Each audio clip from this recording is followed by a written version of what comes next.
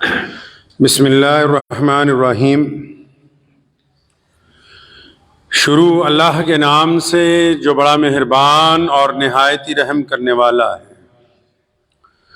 तमाम हज़रात सूरह फातिहा और दुरूद पाक पढ़िए। औज़ु बिल्लाहि मिनश शैतानिर रजीम।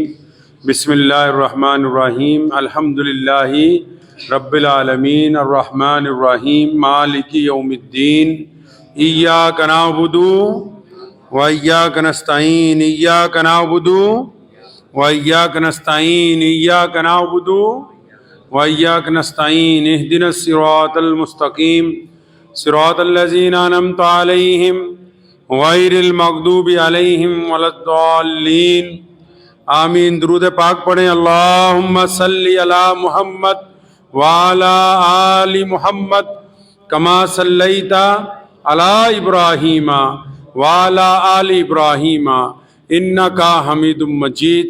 अल्लाहुम्मा बारिक अला मुहम्मद व अला आलि मुहम्मद कमा बारकता अला इब्राहीमा व अला आलि इब्राहीमा इन्नका हमीदुम मजीद।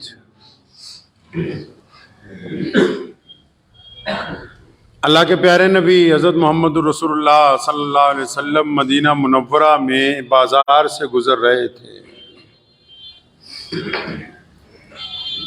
हर एक दुकानदार अपना सामान बेच रहा था तो नबी अलैहिस्सलाम अनाज वाली दुकान के आगे रुके।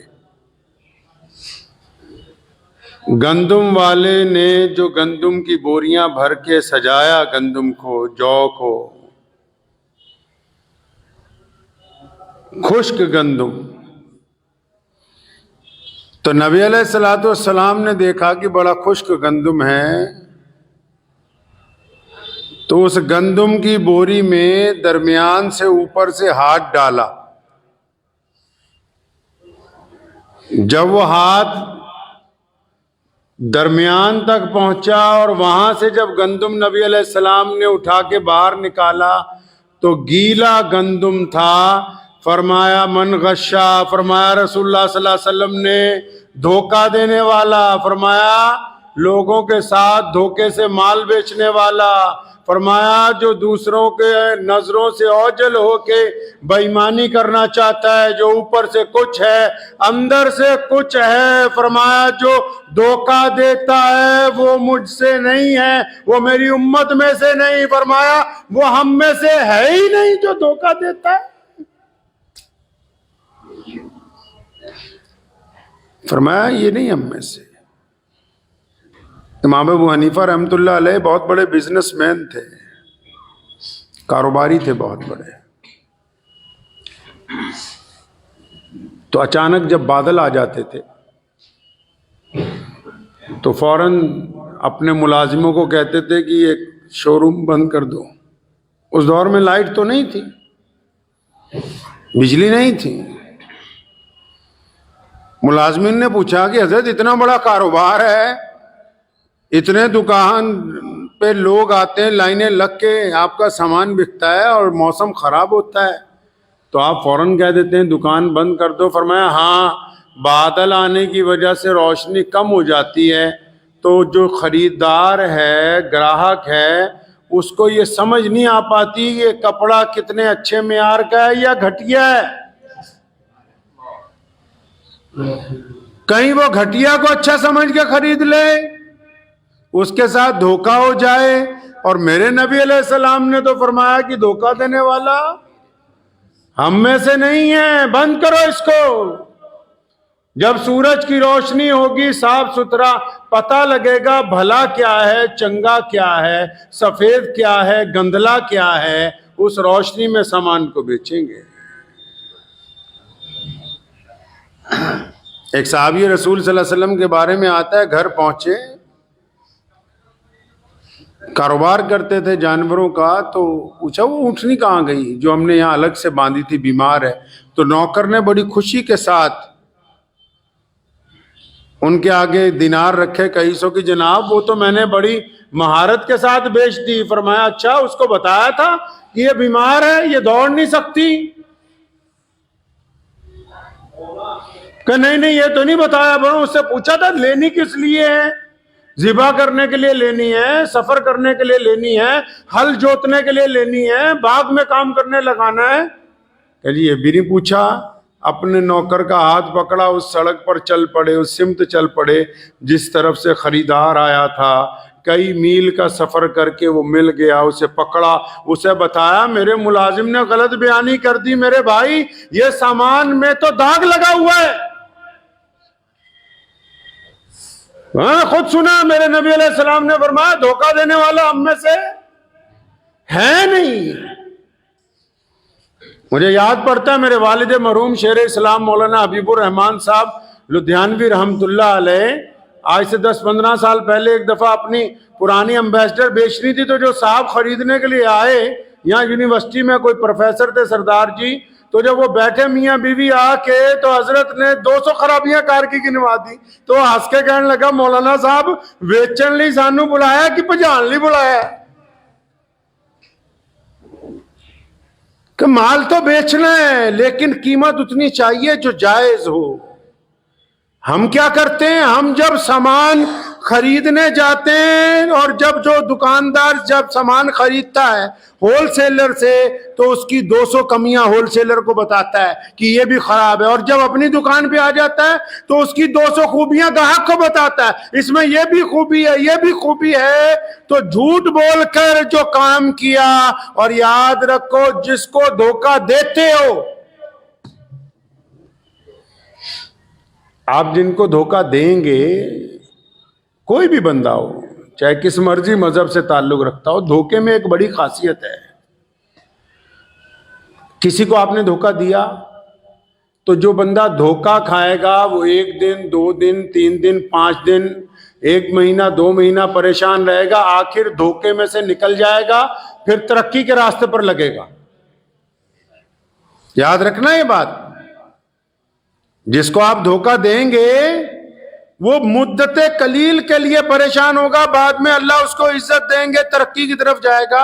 लेकिन जो धोखा देने वाला है, ये धोखा घूम फिर के सारी दुनिया से वापस उसके माथे पे आके टकरेगा, बाद में उसकी चौखट पे आके लगेगा, और ऐसे मौके पे इसको धोखा मिलेगा जब ये सोचता होगा कि अब तो सारे काम बन गए। धोखा जो है अपनी मंजिल पे वापस आता है। ये सोचता है कि मैंने फलां को फराड करके सामान बेच दिया, हो गया मामला हल। हल नहीं हुआ, ये अपने जिम्मे गुनाह छोड़ा है जिसने वापस आना है तुम्हारे तक। ये धोखे वाली बातें आज इसलिए याद आ गई कि 5-7 महीने पहले हमारे एक भाई, दीनी भाई शहाब चतुर साहब, अल्लाह उनकी हिफाजत फरमाए, उनको सेहत अता फरमाए, उनकी उम्र दराज फरमाए, वो केरला से चले हज करने के लिए पैदल। कहां जाना है जी हज करने के लिए? बैतुल्लाह जाना है, मक्का मुकर्रमा। हज कब पूरा होता है जी? जब बैतुल्लाह के चक्कर काटने के बाद मदीना मुनव्वरा जाके बंदा रसूलुल्लाह सल्लल्लाहु अलैहि वसल्लम को जाके अस्सलामु अलैकुम या रसूलुल्लाह कहता है, तब हज पूरा होता है। तो इसने कहां जाना है? केरला से पैदल चला, पहले बैतुल्लाह की ज़ियारत करनी है, फिर आका सल्लल्लाहु अलैहि वसल्लम के रोज़े पर हाजिरी करनी है। किस नियत के साथ चला? कि बस एक ख्वाहिश है कि एक बंदा अपनी पूरी ताकत लगा के अपने महबूब हजरत मोहम्मद रसूलुल्लाह सल्लल्लाहु अलैहि वसल्लम की चौखट तक अपने पांव से चल के पहुंच जाए। चलिए जी, चल पड़े। वो किसी ने कहा है ना, हमें तो अपनों ने लूटा, गैरों में कहां दम था। मेरी कश्ती वहां डूबी जहां पानी कम था। अल्लामा आमिर उस्मानी ने बड़ी खूबसूरत बात की। उसने कहा, चमन के वो खुद परस्त माली जिन्हें खिज़ां रास आ गई हो, वो क्यों कर ये दुआ करेंगे चमन में फसले बहार आए, और मताए गुलशन कुछ ऐसी बाटी मेरे वफादार दोस्तों ने, न उनके दामन में फूल पहुंचे न मेरे दामन में खार आए।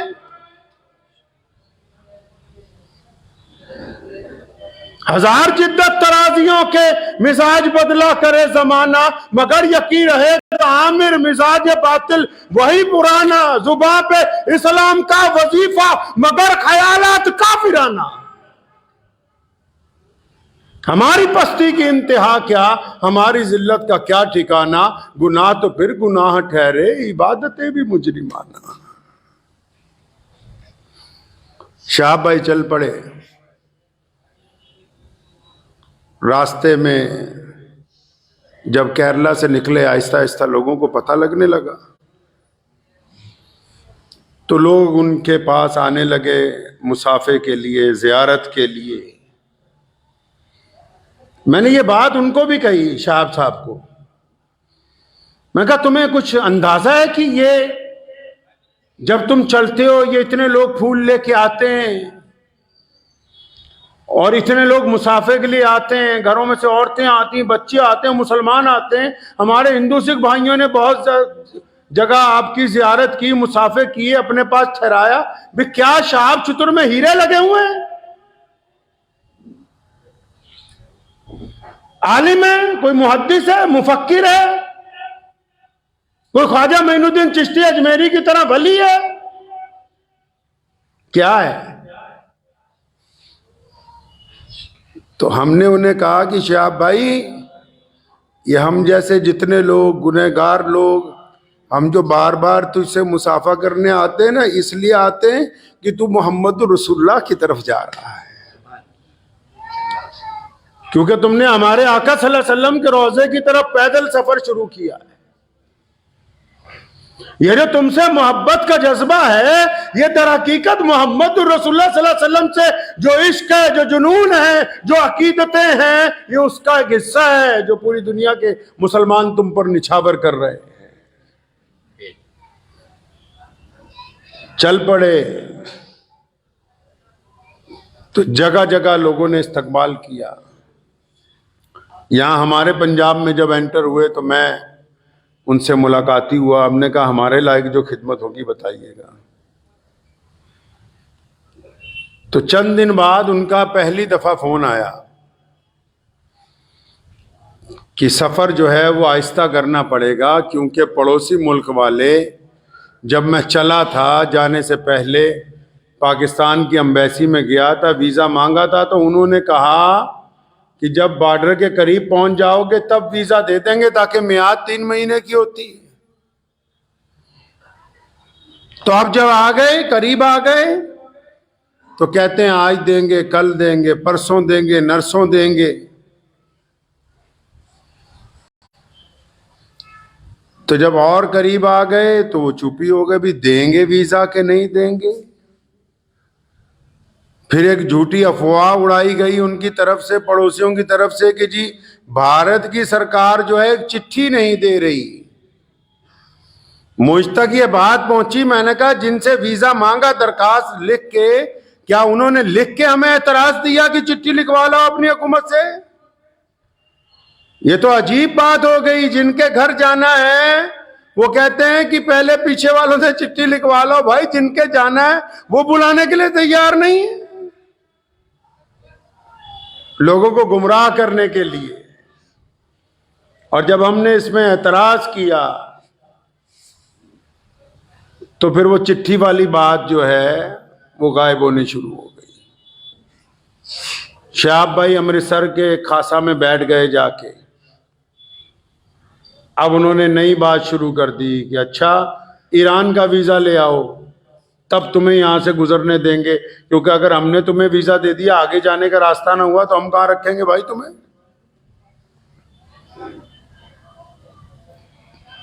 ये बात जब पता लगी तो ईरान के वीजा के लिए अप्लाई कर दिया,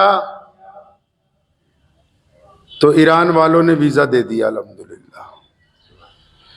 अब जब उनका वीजा भी आ गया तब भी आजकल हो रही है, इस हफ्ते देंगे, अगले हफ्ते देंगे, परसों देंगे, नरसों देंगे। 4 महीने हमें अपनों ने लूटा, गैरों में कहां दम था। मैं कह रहा था एक साथी को, लोहे को तो लोहा काटता है ना। ये तो जा रहा था बैतुल्लाह की तरफ, भारत की सरकार ने तो कोई एतराज नहीं किया। मैं ये इसलिए नहीं कह रहा हूं कि ये हमारी सरकार है, इसलिए कह रहा हूं कि दुनिया की सबसे बेहतरीन बड़ी तादाद में मुसलमान इस मुल्क में रहते हैं और हमें पता है कि अपनी हकूक का, अपने दीन का, अपनी आजादी का तहफ्फुज किस तरह करना है। हमने कभी किसी से डर के कोई काम नहीं किया है। हो सकता है, होता रहता है, कुछ फिरका परस्त शोर मचाते रहते हैं, लेकिन इसका मतलब ये तो नहीं कि हमने अजान देनी छोड़ दी, नमाज पढ़नी छोड़ दी। इसका मतलब ये तो नहीं कि हम दीन पे नहीं चलते। इसका मतलब ये तो नहीं कि हम अकायद की हिफाजत नहीं करते। मुल्क का, हमें इस बात का फख्र है कि हमारे मुल्क का कानून इस हद तक मजबूत है कि अगर मजलूम आदमी हक और इंसाफ की लड़ाई लड़ने पर आ जाए तो किसी ना किसी मुकाम पर जाके आज भी इंसाफ का डंका इस जमीन के ऊपर बजता है। आजकल करने लगे जी। फिर उनको कहा कि चुप हो जाओ बिल्कुल, और अपने मीडिया को कहा कि शोर मचाओ कि चला गया है, चुपचाप निकल गया पाकिस्तान से।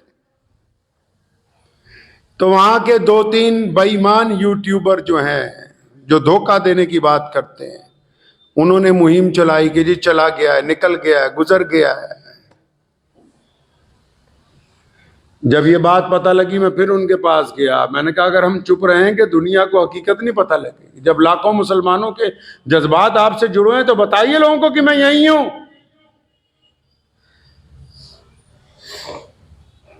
तो जब बताया तो फिर वो हैरान रह गए कि झूठ पकड़ा गया। 4 महीने वो जो उस बंदे ने अमृतसर में गुजारे, 3 महीने का सफर यहां पर कर दिया, 3000 किलोमीटर पैदल चलने के बाद मैं बड़ी माफी के साथ पाकिस्तान के तमाम उलमा रब्बानीयीन ने, हर जगह हर बंदा नहीं खराब होता, और वहां की आवाम से माजरत के साथ कहना चाहता हूं कि पाकिस्तान की हुकूमत बददियानत हुकूमत है, धोखेबाज हुकूमत है, बेईमान है। मुझे बहुत सारे लोगों ने कहा कि कुछ ना कहना। स्पेन से एक साहब का फोन आया कि अपनी अगर खैरियत चाहते हैं, सेहत ठीक चाहते हैं तो पाकिस्तान के खिलाफ ना बोले। मैंने कहा हम हक और इंसाफ के लिए अपने मुल्क में रह के बोलते हैं, तो ये कौन सी बड़ी बात हो गई कि पड़ोसी का अगर कोई जालिम जुल्म करे तो हम उसके खिलाफ ना बोले। क्योंकि मौलवियों को मरवाना तो वहां की हुकूमतों का रवाज रहा है ना, पाकिस्तान में रवाज है उलमा कराम को मारना। तो वहां के उलमा और अवाम जो है दीनदार लोग, उनसे माफी के साथ कहना चाहता हूं कि आपकी हुकूमत बददियानत हुकूमत है। और शहाब चतुर का जो हज खराब किया पैदल, आप सोच रहे होंगे पैदल कैसे खराब किया। इस नीयत के साथ चला कि केरला से मक्के पैदल चलना है। यहां जब अमृतसर से वाघा से एंट्री हुई, दूसरे दिन सुबह को उसे जबरदस्ती रोते हुए को, बिलबिलाते हुए को पकड़ के लाहौर एयरपोर्ट से ईरान की फ्लाइट में बिठा के पाकिस्तान से बाहर निकाल दिया गया। ये कौन सी मुसलमान हुकूमत है जो एक मुसलमान को पैदल चलने का रास्ता अपने मुल्क में से नहीं दे सकी। ऐसी हुकूमत होती है। इसको बोलते हैं कि डींगा हक हाँक लो इना को जिन्निया, असी न्यूक्लियर पावर हैं जी, बंदा एक तुहाडे को पैदल नहीं कढ होया। शर्म ना डूब के मर जाओ।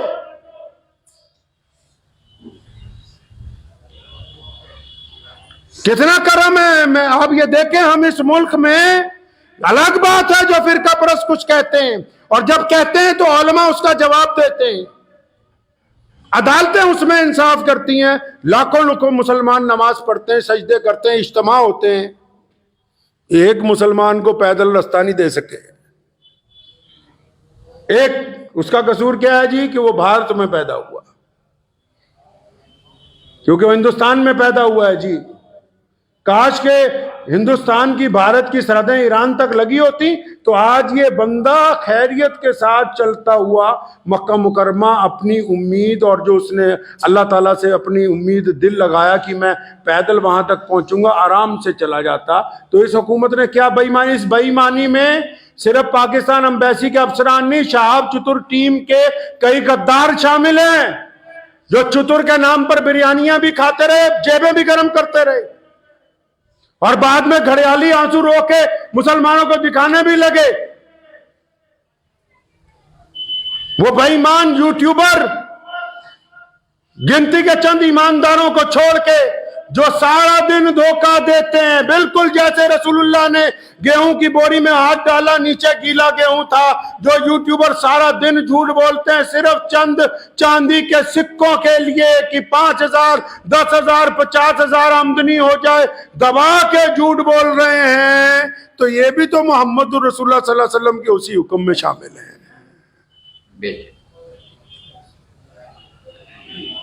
धोखा किया उस मजलूम के साथ, यहां से कहा कि तुम्हें वीजा दे दिया है, और उस धोखे में शहाब चतुर टीम के लोग, हम जाएंगे अभी पंजाब पुलिस के डीजीपी के पास, जिन्होंने धोखा दिया वो ये ना समझे कि वो बख्शे जाएंगे। एक एक बंदे का नाम, उसके सारे फोन, उसकी डिटेलें, सब कुछ कहेंगे हम अपनी हुकूमत को कि इकट्ठी करके पता करो किस किस ने बेईमानी की है। अगर लाहौर से ईरान बाई एयर ही जाना था तो यह कौन सी इतनी मुकद्दस जमीन है लाहौर की कि हम अमृतसर से ईरान नहीं जा सकते थे।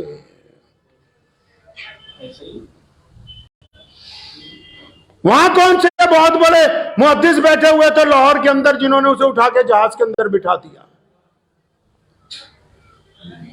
आज भी यूट्यूबर झूठ बोल रहे हैं जी, सुभान अल्लाह माशाअल्लाह, वो बताओ कि रो रहा है, बताओ कि बिलख रहा है, बताओ कि उसकी उम्मीदों पर पानी फेरा गया, बताओ कि उससे बेईमानी की गई, बताओ कि शहाब चतुर को धोखा दिया गया, क्यों नहीं बोलते।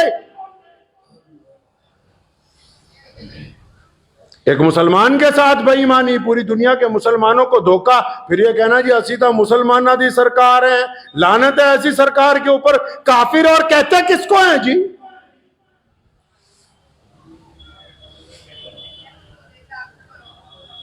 उम्मीदों पर पानी फेरा, जबरदस्ती की, और ये 3-4 ठेकेदार बदमाश जो साथ में लगे हुए थे, जिनकी पोल इंशाल्लाह जल्दी खुलेगी, जब यूट्यूबरों के आगे जाके जी हमने ये किया जी, हमने वो किया जी, ये हमारी ऑडियो जी, ये वहां का सबूत है जी, जिन्होंने बेईमानी करके ये साजिश रची। क्यों भेजा हमारे मुल्क के एक आदमी को धोखे से पाकिस्तान? अगर उसने रास्ता देना ही नहीं था, अगर वो उसको पैदल ताफ्तान तक पहुंचा ही नहीं सकते थे, अगर वो अपने मुल्क में, हमारे मुल्क में 3,000 किलोमीटर चला वो बंदा, केरला से लेकर अमृतसर तक, कदम कदम पर तमाम मजहबों के लोगों ने, मुसलमानों ने तो करना ही करना था, तमाम रियासतों की हुकूमत ने इस बात का ख्याल रखा कि चतुर आराम से गुजर जाए, चतुर को तकलीफ ना हो कि एक बंदा हज करने के लिए जा रहा है, तुम उसको चंद किलोमीटर अपने मुल्क में चलाने के बाद ज्यादती करते हो और फिर यह कहते हो कि हम मुसलमान हैं। मैं वहां के भी उलमा से, जो दयानतदार लोग हैं, उनसे गुजारिश करूंगा कि जो बेईमानी कर रहे हैं वहां बैठ के, इनकी पोल खोलिए, कम से कम पता लगे कि हक पसंद कौन है, बेईमान कौन है। हालांकि जिस अंदाज से लाहौर के लोगों ने उसका इस्तकबाल किया वो बताता था कि अवाम के दिलों में मोहब्बत है, लेकिन जिस अंदाज से वहां की हुकूमत ने उससे जबरदस्ती करके उसे अपने मुल्क से निकाला, ये साफ तौर पे ये बात वाज़ेह है कि वो एक कमज़ोर हुकूमत है। उन्होंने अपने मुल्क को कमज़ोर किया, अपने मुल्क के अवाम की ख्वाहिशात की तकमील की परवाह नहीं की, और एक हज पे जाने वाले के साथ बेईमानी की गई, धोखा किया गया है। और वो ज्यादा खुश ना हो जो ठेकेदार बने थे, जिन्होंने शहाब भाई को धोखा दिया, शहाब के नाम पर अपने अपने मकसद हल करते रहे। हमारे मुल्क के इस नौजवान के साथ जो बेईमानी की गई है, इसके मुतालिक इंशाअल्लाह ताला हाई लेवल इंक्वायरी होगी। आप उस रात को तो ये किस्सा इसलिए सुनाया, पूरी दुनिया परेशान है, कोई समझ रहा वहां जा रहा, कोई वहां जा रहा। अल्लाह के बंदे, इधर पहुंचा उधर बेईमानी। ये हमारा शेवा है? यह गुनाह हो गया? हिंदुस्तान में, भारत में कुछ हो जाए, पाकिस्तान का मीडिया पूरा शोर मचाएगा, ये हो गया जी, वो हो गया। तुमने एक भारत के मुसलमान के साथ क्या किया बताओ भाई? क्या किया उसके साथ तुमने? वहां क्यों रोता हुआ गया है वहां से? वो क्यों नहीं वो पैदल चल सकता था उन सड़कों के ऊपर? आज मैं जिम्मेदारी से बैठ के कहता हूं, आज अल्लाह का शुक्र इस बात पे अदा करता हूं कि 1947 में मुजाहिद आजादी रईसुल अहरार मौलाना हबीबुर रहमान लुधियानवी ने इसी जामा मस्जिद से कहा था कि इस मुल्क का क़याम ना करो, और जब हो गया फरमाया मैं वहां नहीं जाऊंगा। ये अल्लाह का शुक्र रहा कि हम इस जमीन पर हैं, गर्चे हमारी तादाद कम है लेकिन इज्जत के साथ 5 वक्त अज़ान दे के नमाज पढ़ते हैं। किसी मुसलमान के साथ कभी धोखा देने की नौबत नहीं आती है। इसलिए आप भी याद रखें, शहाब चतुर को दुआओं में तो याद रखें, लेकिन अपनी जाती जिंदगी में ये बात सीख लीजिए।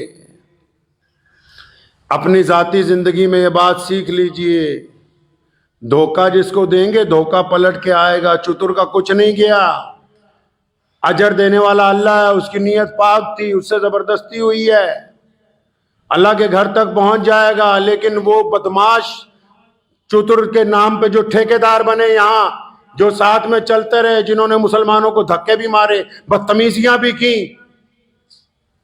और बाद में उसको ये नहीं बताया कि वहां जा रहे हो, वहां जाते ही तुम्हें जहाज चढ़ा देंगे।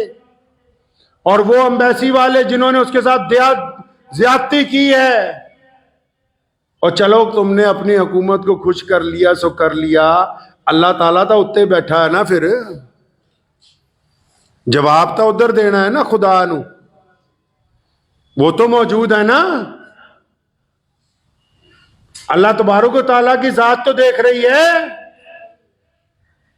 तुमने जो बदमाशियां की हैं, उस मजलूम के साथ जो धोखा किया, बेईमानी की है, और ये यूट्यूबर जो झूठ बोल बोल के पैसे कमा रहे हैं, ये पैसा अस्पतालों में जाना है। एक हाजी के नाम पर झूठ बोल बोल के जो दौलत इकट्ठी कर रहे हो, ये काम आने वाला नहीं है। दौलत किसी का काम नहीं आई, और मेरे रसूल सल्लल्लाहु अलैहि वसल्लम ने दौलत को पसंद नहीं किया। इसीलिए आज जुमे की नमाज से पहले आज के खुतबे में ये बात आप हज़रात को बताई कि शहाब के साथ हुआ क्या। वो ईमानदारी के साथ चला। पड़ोस के मुसलमान मुल्क ने एक मुकद्दस सफर को बेईमान बना दिया, एक मुकद्दस सफर पर दाग लगा दिया। कभी कहा कि लेटर ले आओ, कभी कहा ईरान का वीजा ले आओ, कभी कहा आज चलेंगे कल चलेंगे। साथ में जितने लगे हुए थे खाने पीने वाले, उनकी तो मौज लग गई, उनको तो फायदा हो गया। वो कहते ना, चमन के वो खुद परस्त माली जिन्हें खिजार आस आ गई हो। समझ आई है शेर की नहीं आई? कहते जो चमन होता है ना, बागीचा, तो कोई बागीचा जब उजड़ जाता है ना, उसमें एक माली रहता है देखभाल के लिए, उसमें एक माली होता है। चमन के वो खुद परस्त माली जिन्हें खिजार आस आ गई हो, मतलब एक बाग है बहुत बड़ा, उजड़ गया, तो उसका जो देखभाल करने वाला है ना, वो कहता है भी इतना फल तो दरख्त से आ रहा है रोजाना हर सीजन में कि मेरा गुजारा हो रहा है। अगर ये बाग ठीक हो गया तो लोगों को फायदा होगा, बाग ठीक हो गया तो मालिक को फायदा होगा। चमन के वो खुद परस्त माली जिन्हें खिजार आस आ गई हो, वो क्यों कर ये दुआ करेंगे चमन में फसलें बाहर आए। मताए गुलशन कुछ ऐसी बाटी, चतुर के वफादार दोस्तों ने ना उनके दामन में फूल पहुंचे ना इनके दामन में खा।